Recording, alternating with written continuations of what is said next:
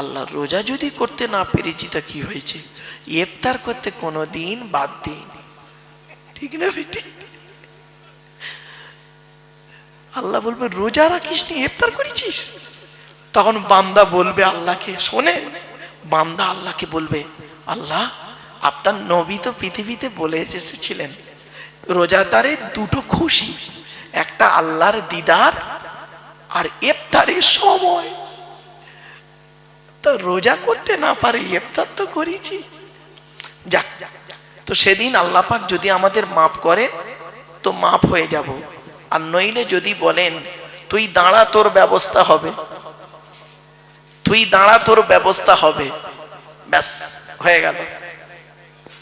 তো আল্লাহর তরফের প্রশ্ন, আল্লাহ দয়ালু দয়াবান, যদি মাফ করেন সেদিন পার হয়ে যাব। কেন?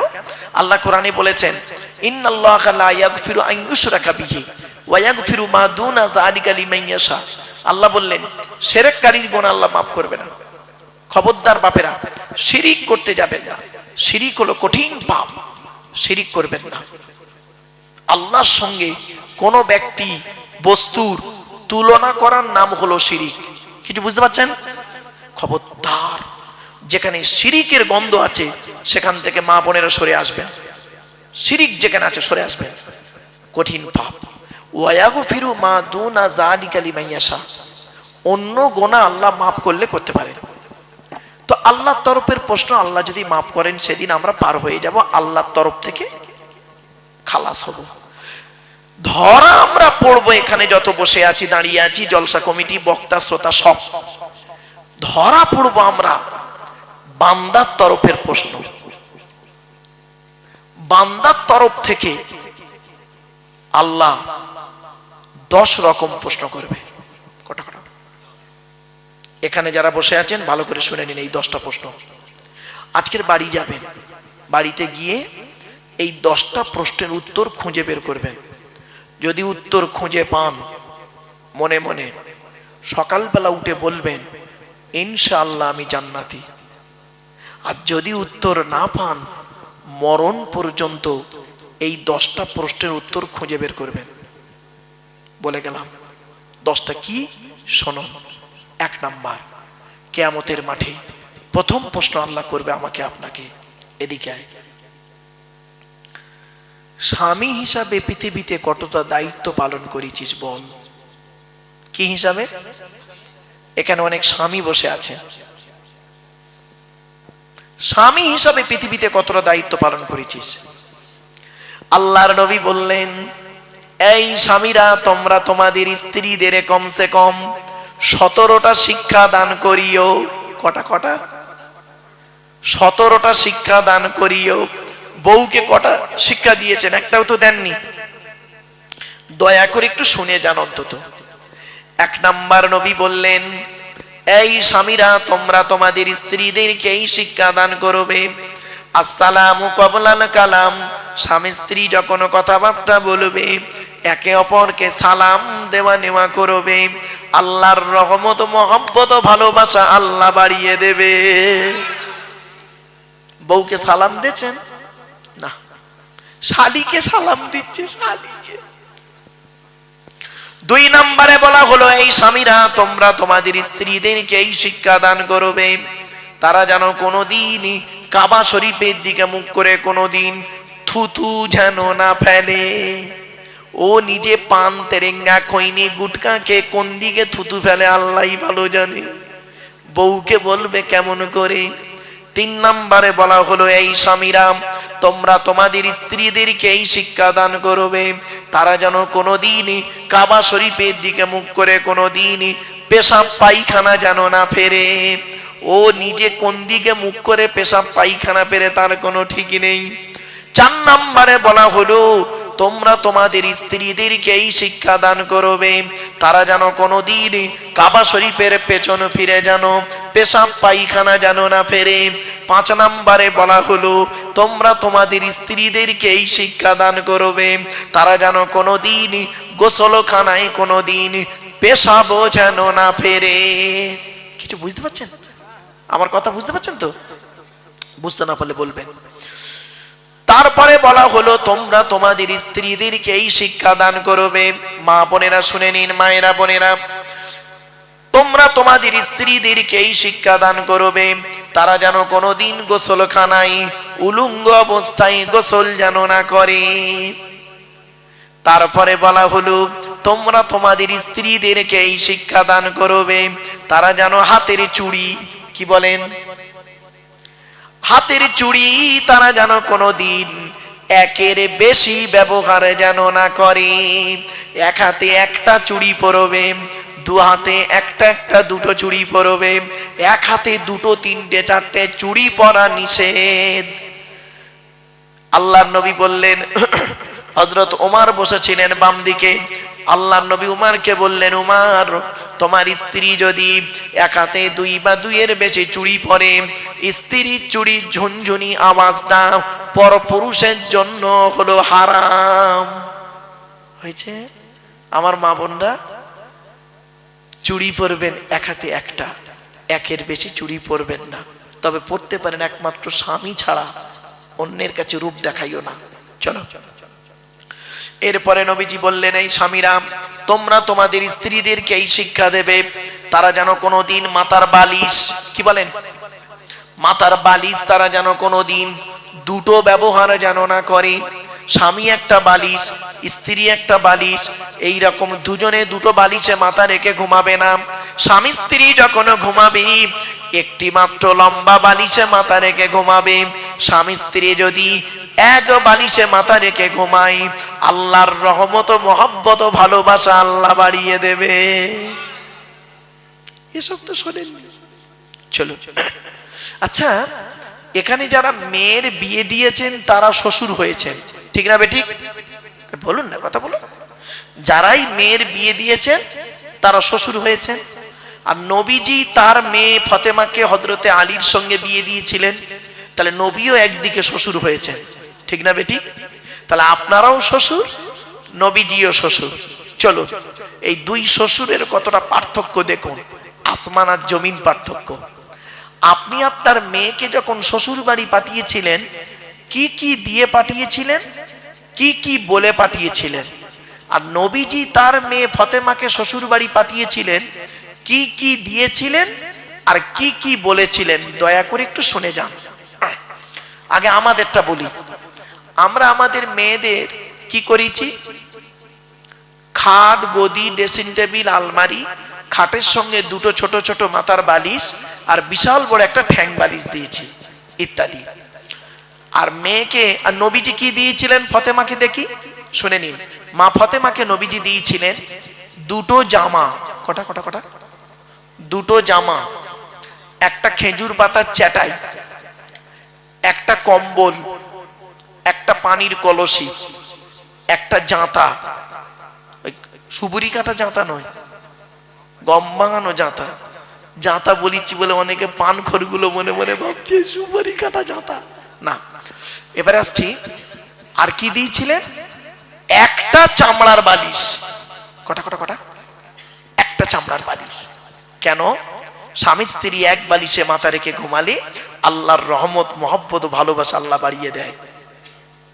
চলো, এবারে আসছি, নবীজি আপনি আপনার মেয়েকে কি বলে শ্বশুর বাড়ি পাঠিয়েছিলেন? মেয়েটি যেদিন শ্বশুর বাড়ি যাচ্ছিলেন জীবনের প্রথম, বরের গাড়িতে ওঠার আগে মেয়েটি তার ভাই বোনের গলা জড়িয়ে কেঁদেছে, মায়ের গলা জড়িয়ে কেঁদেছে, সর্বশেষে এসে বাপের গলা জড়িয়ে কাঁদে, ঠিক না বেঠিক? বাপ তখন কি বলে সান্ত্বনা দেন আপনারা? কাঁদিসনি মা, কাঁদিসনি, আমরা কাল সকাল সকাল যাচ্ছি, ঠিক না বেঠিক? এটাই তো বলেন। আর নবীজি কি বলেছেন শুনুন, চমকে যাবে। আমার মা বোনেরা সব শুনছে, হ্যাঁ মা বোনেরা শুনে নিন। নবীজি কি বলেছিলেন?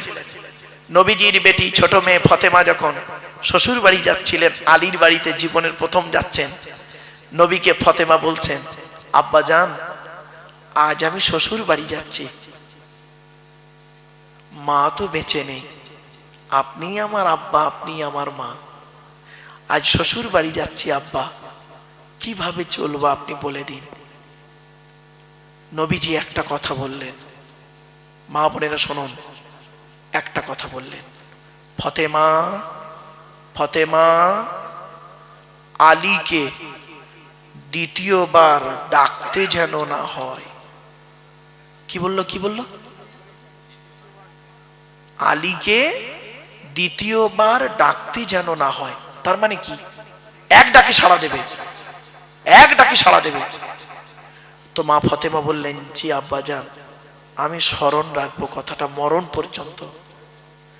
ব্যাস, মা ফতেমা যতদিন বেঁচে ছিলেন হযরতে আলীর এক ডাকে সাড়া দিতেন।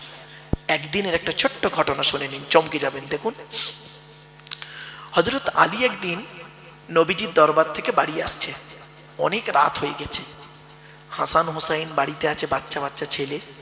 হযরত আলী রাস্তা দিয়ে আসছে আর মনে মনে ভাবছে, হিস, আজকের এত রাত করে ফেললাম, ঠিক হলো না। ফতেমা জেগে আছে, হাসান হুসাইন বাচ্চা দুটো আছে। লজ্জিত ভাবে এসেছে বাড়িতে, এসে দরজায় ওই বালাটা আস্তে করে নাড়া দিচ্ছে, দিয়ে হালকা আওয়াজে ফতেমা একবার ডেকেছে। সঙ্গে সঙ্গে মা ফতেমা লাব্বাইক বলে দরজা খুলে দিয়েছে। তখন হযরত আলী বলছে, ফতেমা কিছু মনে করো না, আজকের একটু রাত হয়ে গেছে, জানো, রাত হয়ে গেছে, কিছু মনে করো না। আর কাল থেকে আমার জন্য জেগে বসে থাকবে না, তুমি খেয়ে নেবে, হাসান হুসাইনকে খাইয়ে দেবে, তোমরা তিনজনে খেয়ে ঘুমিয়ে যাবে। আমি নবীজির দরবার থেকে যখন আসবো এসে খাওয়া দাওয়া করে ঘুমাবো। কথাটা শোনার পরে মা ফতেমা কি বলেছিল জানেন? শুনে নিন আমার মা বোনরা, ভালো করে শুনে নিন। মা নবীজির বেটি ফতেমা কি বলেছিলেন শুনে নিন। এটা হলো আমার মায়ের স্বভাব, বাপের অর্ডার। মায়ের স্বভাব, বাপের অর্ডার। হযরত আলী চমকে গেলেন। আচ্ছা, মায়ের স্বভাব বাপের অর্ডারটা কি? তা বলছে, আমার মা খাদিজা, আমরা হলাম 7 ভাই বোন। ক ভাই বোন? নবী 7টা ছেলে মেয়ে, 3টে পুত্র সন্তান, 4টে কন্যা সন্তান। তো আমরা হলাম 7 ভাই বোন। 3 ভাইকে আল্লাহ বাল্যকালে ডেকে নেয়, 4 বোন জয়নাব, রুকাইয়া, উম্মে কুলসুম, আমি ছোট মেয়ে ফতেমা। আমি ফতেমা আমার মা খাদিজাকে আমি নিজে চোখে দেখেছি, আমি নিজে চোখে দেখেছি আমার মাকে। কি? আমার মা আমাদের 4 বোনকে খাইয়ে শুইয়ে দিয়ে আমার মা খাদিজাকে দেখেছি আব্বাজান যতক্ষণ না বাড়ি ঢুকতেন ততক্ষণ পর্যন্ত ঘুমানো তো দূরের কথা, খেতেন না। দরজা লাগিয়ে দাঁড়িয়ে দাঁড়িয়ে আল্লাহর কোরআন তেলাওয়াত করতেন, আল্লাহ আল্লাহর জিকির করতেন। যত রাত হোক না কেন আমার আব্বাজান যখন বাড়ি ঢুকতেন, আব্বাজান খালি একবার ডাকতেন, একবার খাদিজা বলে ডাকতেন, একবার খাদিজা বলে ডাকতেন, সঙ্গে সঙ্গে আমার আম্মাজানকে দেখেছি লাব্বাইক ইয়া রাসূলুল্লাহ বলে দরজা খুলে দিতেন। এই অভ্যাসটা আমি মায়ের থেকে শিখে নিয়েছি। আপনার মেয়ে আপনার জামাইয়ের জন্য করে, আসলে আপনার বউ তো আপনার জন্য করে না, তা আপনার মেয়ে করবে কি করে? ডাইসটাই তো খারাপ, ডাইসটাই তো খারাপ। বাড়ি থেকে ভাববেন মা বোনেরা, খালি নাম ফতেমা দিলে হয় না, নাম রোকেয়া দিলে হয় না, নাম খাদিজা দিলে হয় না, কাম করা লাগে, ঠিক না বেটি? চলো, তারপরে বলছে বাপের অর্ডারটা কি? বলছে যেদিন আমি আপনার বাড়িতে আসি সেই দিন আমার আব্বাজান বলেছিলেন আলীকে দ্বিতীয়বার ডাকতে যেন না হয়, তা আমি মরণ পর্যন্ত চেষ্টা করে যাব আপনার এক ডাকে সাড়া দিতে। জোরে বলুন সুবহানাল্লাহ। আমার মায়েরা বোনেরা, স্বামী কি জিনিস, স্বামী কি জিনিস সেই দিন বুঝতে পারবেন যেদিন স্বামী আপনার পৃথিবী ছেড়ে চলে যাবে। বাপের বাড়িতেও ঠাঁই নেই, ছেলের ঘরেও আশ্রয় নেই, মেয়ের ঘরেও জায়গা নেই, স্বামীর বাড়িটাই হলো তোমার বাড়ি। মনে রেখো, স্বামীকে গালি দিয়ে, স্বামীকে অপমান করে তুমি শান্তি থাকতে পারবে না। শুনে নিন, একজন পুরুষ 4 জনকে খুশি করলে জান্নাতি। হে পুরুষ, তুমি তোমার রব আল্লাহকে খুশি করো, অর্থাৎ কোরআন মোতাবেক জীবন যাপন করো। 2 নাম্বার, হে পুরুষ তুমি তোমার নবীকে খুশি করো, হাদিস মোতাবেক জীবন যাপন করো। 3 নাম্বার, পুরুষ তুমি তোমার জন্মদাতা বাপকে খুশি করো। 4 নাম্বার, পুরুষ পেটে ধরা মাকে খুশি করো। এই 4 জনকে যদি খুশি করতে পারে কোনো পুরুষ, সে জান্নাতি। আর একজন নারী 3 জনকে খুশি করলে জান্নাতি। হে নারী তুমি তোমার রব আল্লাহকে খুশি করো, হে নারী তুমি তোমার নবীকে খুশি করো, নবীর হাদিস মোতাবেক জীবন যাপন করো। 3 নাম্বার, হে নারী তুমি তোমার স্বামীকে খুশি করো। কোন হকের উপরে কোন স্বামী যদি তার স্ত্রীর উপরে নারাজ থাকে, আল্লাহ নারাজ হয়ে যাবে।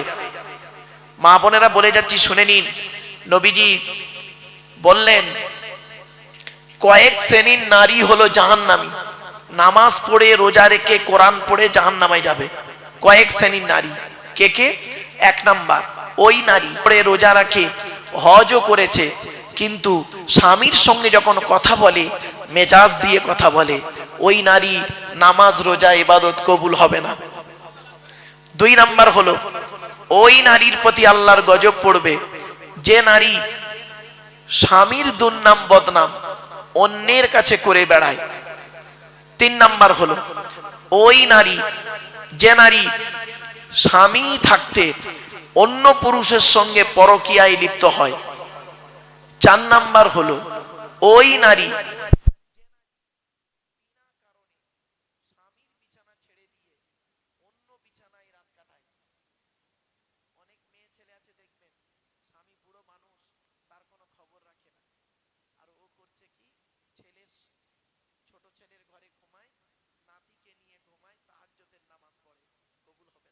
স্বামী নারাজ থাকলে।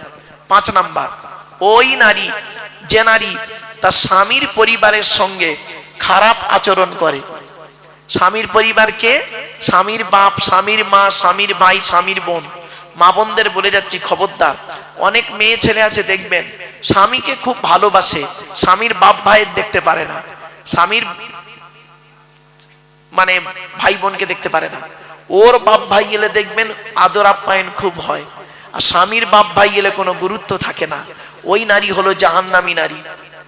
6 নাম্বার হলো ওই নারীর প্রতি আল্লাহর গজব, জাহান্নামী নারী যে নারী তার স্বামীকে বলে তোমার সঙ্গে বিয়ে হয়ে আমার জীবন নষ্ট হয়ে গেছে, আমার মতো মেয়ে বলে তুমি বেঁচে গেলে, অন্য কেউ হলে বুঝতে পারতে।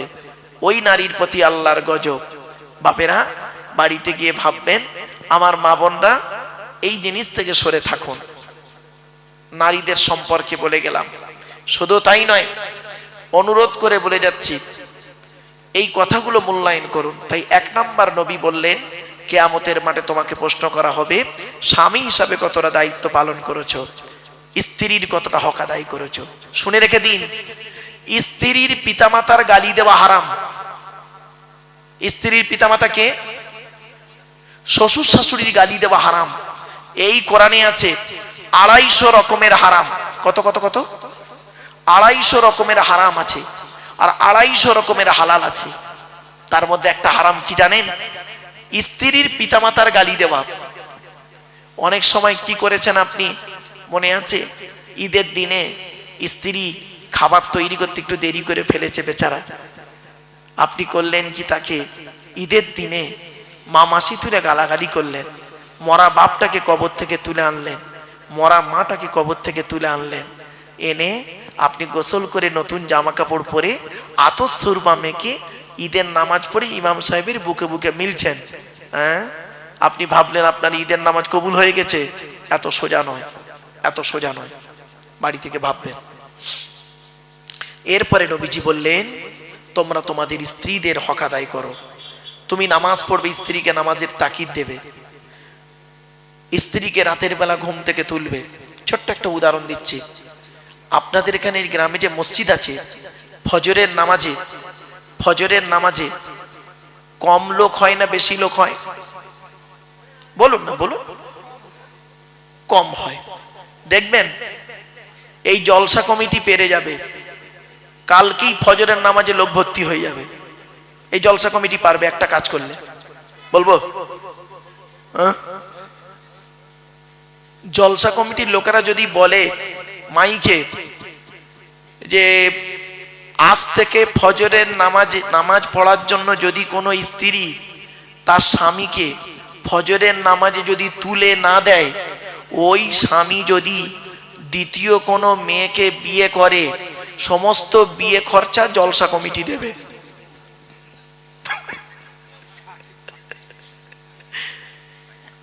বুঝলেন?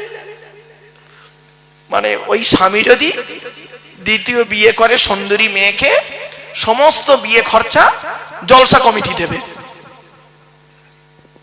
দেখবেন ফজরে কিভাবে যে তুলবে আপনাকে ভাবতে পারবেন না। এই জন্য মনে রাখবেন, স্বামী স্ত্রী উভয়কে ভালো হতে হবে। নামাজ কারোর জন্য মাপ নাই, বিশেষ ব্যক্তি বিশেষ কারণ ছাড়া। মনে রাখবেন, রোজা কারোর জন্য মাপ নাই, বিশেষ ব্যক্তি বিশেষ কারণ ছাড়া। তো এক নাম্বার হলো, স্বামী হিসাবে আপনাকে দায়িত্ব নেওয়া হবে, মানে হিসাব নেওয়া হবে স্বামী হিসাবে কতটা দায়িত্ব পালন করেছেন। তো এখানে যারা স্বামী আছেন, বসে বসে ভাবুন স্ত্রীর হকটা কতটা আদায় করেছেন। 11:30। আচ্ছা ঠিক আছে, চলো। এরপরে আসছি 2 নাম্বার, পিতা হিসাবে কতটা দায়িত্ব পালন করেছেন। পিতা পিতা এখানে অনেক বাপ বসে আছেন না? প্রত্যেক পিতামাতার দায়িত্ব হলো, নবী বলেছেন তার ছেলে এবং মেয়ের উপরে 3টে। কটা কটা কটা? 3টে। কি কি? 1 নাম্বার নবী বলেছেন সুন্দর সুন্দর নাম রাখতে হবে ছেলে মেয়ে জন্মগ্রহণ করলে। 2 নাম্বার নবী বলেছেন ছেলে মেয়ে যখন কথাবার্তা বলতে শিখবে তাকে লেখাপড়া শেখাবে, কোরআনের শিক্ষা দেবে। আর এখানেই মাদ্রাসা মুক্তব হয়েছে, কোরআনের শিক্ষা দেওয়া হয়। 3 নম্বরে বলা হয়েছে কি, যে 3 নম্বরে হচ্ছে ছেলে মেয়ে যখন প্রাপ্ত বয়স্ক হয়ে যাবে, যৌবন তাদের যখন ফুটবে, পাত্র পাত্রী দেখে তাদের তাড়াতাড়ি বিয়ের ব্যবস্থা করবে। এখানে অনেক বাম্মা বসে আছেন যারা ছেলে বড় হয়েছে, মেয়ে বড় হয়ে গেছে, বিয়ের প্রয়োজন, বাম্মা বিয়ে দিচ্ছে না। সেই ছেলে মেয়ে যদি ব্যভিচার করে, আর ওই পাপের বোঝা ওই ছেলে মেয়ের বাম্মাদের ঘাড়ে পড়বে। কি ভাবলেন? এই জন্য এই যুবক ছেলেরা, ভালোবেসে বিয়ে করা ভালো নয়, বিয়ে করে ভালোবাসা ভালো। ভালোবেসে বিয়ে করা ভালো নয়, বিয়ে করে ভালোবাসা ভালো। একটা হালাল একটা হারাম, তুমিই ঠিক করো কোনটা করবে।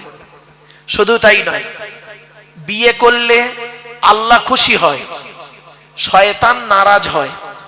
আর জেনা করলে শয়তান খুশি হয়, আল্লাহ নারাজ হয়। তুমি সিদ্ধান্ত নাও কাকে খুশি করতে চাও।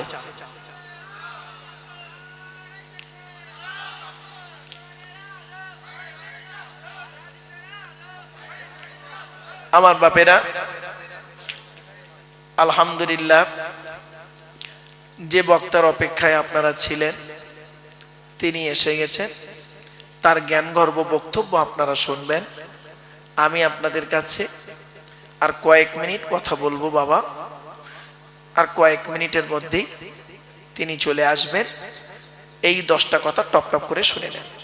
1 নাম্বার হলো স্বামী হিসাবে, 2 নাম্বার হলো পিতা হিসাবে, 3 নাম্বার হলো ছেলে হিসাবে পিতামাতার কতটা হক আদায় করেছেন। এখানে বসে বসে ভাবুন, বাপের নামে দান খয়রাত করেননি, বাপের নামে কোনোদিন ফকির খাওয়াননি, বাপের রেখে যাওয়া সম্পত্তি জলকর ভোগ করছেন, বাপের কবরটা জিয়ারাত করেননি। নবীজি বলেছেন জুম্মার দিনে যদি কোনো ছেলে তার বাপ আর মায়ের কবরটা জিয়ারাত করে, ছেলের দুয়ার ওসিলায় বাম্মার কবরটাকে আল্লাহ পাক আলোয় আলোকিত করে দেয়। 4 নাম্বার হলো ভাই হিসাবে কতটা দায়িত্ব পালন করেছেন। বোনের ফারাইজি অংশ দিয়েছেন। ও মুসলমান, বাপ মারা গেছে, 20 বিঘা জলকর রেখে গেছে। তুমি একটা ছেলে, 2টো বোন ছিল, মাও মরে গেছে, পাবে কত? তুমি পাবে 10 বিঘে, আর তোমার 2টো বোন পাবে 5 10 বিঘে। আগে বোনের ফারাইজি অংশ দাও, তবে তোমার রেহাই আছে, নইলে তুমি জাহান্নামী। হয়েছে? তুমি নামাজ পড়ো, রোজা রাখো, ভাই হিসাবে তোমাকে ধরা হবে কতটা দায়িত্ব পালন করেছিলে। 5 নাম্বার হলো চাচা হিসাবে কতটা দায়িত্ব পালন করেছো। চাচা, এখানে অনেক চাচা দাঁড়িয়ে বসে আছে, বাপ মারা গেছে, চাচা বেঁচে ছিলে, তুমি ভাইপোদের প্রতি লক্ষ্য রেখে রাখতে না, আরো ভাইপোদের মেরে খাবার ধান্দা করেছো। 6 নাম্বারটা খুব ইম্পর্টেন্ট, খুব ইম্পর্টেন্ট, খুব ইম্পর্টেন্ট। 6 নাম্বারটা কে জানেন? বোনাই হিসাবে ধরা হবে। বোনাই, আপনারা কি বলেন? বোনাই বলেন না দুলা ভাই বলেন? কোনটা? এই বোনাইরা কবরে ঢোক। বোনাইদের ধরবে, শালির সঙ্গে ইয়ারকি মারা, শালির হাত ধরে জলসায় গিয়ে ফুচকা খায়, খেয়ে দেবা গালে, কবরে ঢোক। বোনাইদেরকে আল্লাহ ধরবে কিয়ামতের মাঠে। শালির সঙ্গে কিরূপ আচরণ করেছিলিস, কি ভাবছেন? কোরআনে আল্লাহ বলছেন, আয়াহসাবুল ইনসানু আন ইউতরাকা সুদা, মানুষ কি মনে করে আমি আল্লাহ তাকে এমনি এমনি ছেড়ে দেব, তাকে হিসাব কিতাব না নিয়ে, কৈফিয়ত না নিয়ে? শুনে নিন, এর সঙ্গে আরেকজন আছে, আরেকজন আছে, কে জানেন? দেওর। কি বললাম? দেওর হিসাবে আপনাকে জবাব দিতে হবে। এই ভাবিরা শুনে নিন, আল্লাহ নবীর কাছে একদিন নারী জাতিরা এসেছে, নারীরা এসে বলছেন, ইয়া রাসূলুল্লাহ, আমরা পৃথিবীতে কাকে বেশি ভয় করব বলুন। আল্লাহ নবী বললেন, এই পৃথিবীতে তোমরা মৃত্যুকে ভয় করো? বলছে হ্যাঁ। বলছে তেমনি দেওরকে ভয় করো। দেওর, দেওর হলো মৃত্যুর সমতুল্য। অনেক ভাবি আছে দেখবেন দেওরদের সঙ্গে ইয়ার কি করে, কঠিন পাপ হবে। চলো 7 নাম্বার, খালু হিসাবে আপনাকে ধরা হবে কিয়ামতের মাঠে। খালু। আর এর সঙ্গে আরেকজন আছে ফুপুর বর, জামাই বাবু, তাই বলেন তো নাকি? 8 নাম্বারটা খুব ইম্পর্টেন্ট, খুব ইম্পর্টেন্ট। 8 নাম্বারটা কে জানেন? 8 নাম্বারটা হলো মামা হিসাবে আপনাকে ধরা হবে। এখানে যত মামা বসে আছে, মামা, আল্লাহ বলবেন তোর বোনাইটা অ্যাক্সিডেন্টে মারা গেল, 2টো ভাগনা ছিল ছোট ছোট, ঈদের সময় তুই তো ছেলে মেয়ের জামা কাপড় কিনলি, আর ভাগনা ভাগ্নির তো দেখলি না, তোর মতো মামা আজকের জাহান্নামী হয়েছে, ভাববেন বাড়িতে গিয়ে। 9 নাম্বার হলো দাদু যারা আছে, দাদু, এখানে আছেন অনেক দাদু, কি বলেন? বাপের বাপকে কি বলেন? এই দাদুদেরকে আল্লাহ ধরবে। এদিকে আয়, তোর 4টে ছেলে দিয়েছিলাম, বড় ছেলেটা চাকরি করতো বলে বড় ছেলের ছেলেকে লজেন কিনে দিতি, বিস্কুট কিনে দিতি, বড় ছেলের হাত ধরে বাজারে যেতি, খাবার কিনে দিতি। আর ছোট ছেলেটা গরিব, টোটো চালাতো বলে তার ছেলে মেয়েকে তুই দেখতিক না, তোর নামাজ রোজা কবুল হবে না, তোর মতো দাদু আজকের জাহান্নামী। 10 নাম্বার হলো নানা হিসাবে ধরা হবে। নানা, নানা বোঝেন তো? এখানে অনেক নানা বসে আছেন, এই নানাদেরকে কিয়ামতের মাঠে আল্লাহ ধরবে। তো 4টে মেয়ে দিয়েছিলাম, বড় জামাইটা চাকরি করতো বলে, বড় জামাইয়ের 20 বিঘা জলকার ছিল বলে, বড় জামাই যখন আসতো মেয়ে নিয়ে, বাচ্চা নিয়ে, ভালো ভালো খাওয়াতি। আর মেজ জামাইটা গরিব ছিল বলে মেজ জামাই ছেলে মেয়ে যখন আসতো তাদের প্রতি গুরুত্ব দিতি কিনা। তোর মতো নানা আজকের জাহান্নামী। বাড়িতে গিয়ে ভাববেন, এই 10 জনের বাইরে কেউ আছেন? কি ভাবলেন? 1 নাম্বার স্বামী হিসাবে, পিতা হিসাবে, ভাই হিসাবে, ছেলে হিসাবে, চাচা হিসাবে, বোনাই হিসাবে, দেওর হিসাবে, খালু হিসাবে, জামাইবাবু হিসাবে, মামা হিসাবে, দাদু হিসাবে, নানা হিসাবে। এই 10 দিকের প্রশ্ন আপনাকে করা হবে। অনুরোধ করে বলে যাচ্ছি, বাড়িতে গিয়ে ভাববেন। এই 10টা প্রশ্নের উত্তর আপনারা খুঁজে যদি বের করতে পারেন, সকালবেলা উঠে বলবেন ইনশাআল্লাহ আমি জান্নাতি। আর যদি উত্তর না পান, মরণ পর্যন্ত উত্তরগুলো খুঁজে বের করবেন। এত সহজ ভাবলেন ইসলামকে, এত সহজ ভেবে নিলেন। এজন্য আমি আপনাদেরকে আমি অনুরোধ করে বলে যাচ্ছি, কথাগুলো মাথায় রাখুন। একবার দরুদ শরীফ, আল্লাহুম্মা সাল্লি আলা সাইয়্যিদিনা মাওলানা মুহাম্মদ ওয়া আলা আলি সাইয়্যিদিনা মাওলানা মুহাম্মদ। বাপেরা, আল্লাহর পরিচয় 4টে বলেছি, নবীদের পরিচয় 3টে বলেছি। লাস্ট আলোচনা, আমাদের পরিচয় হলো মাত্র দুটো। কটা কটা কটা? দুটো। কি কি? আল্লাহ কোরআনে বলছেন, ওমাই ইউমিন বিল্লাহি ওয়া ইয়ামাল সালিহা। আল্লাহ বললেন 100% তোরা ঈমান আন আল্লাহর উপরে।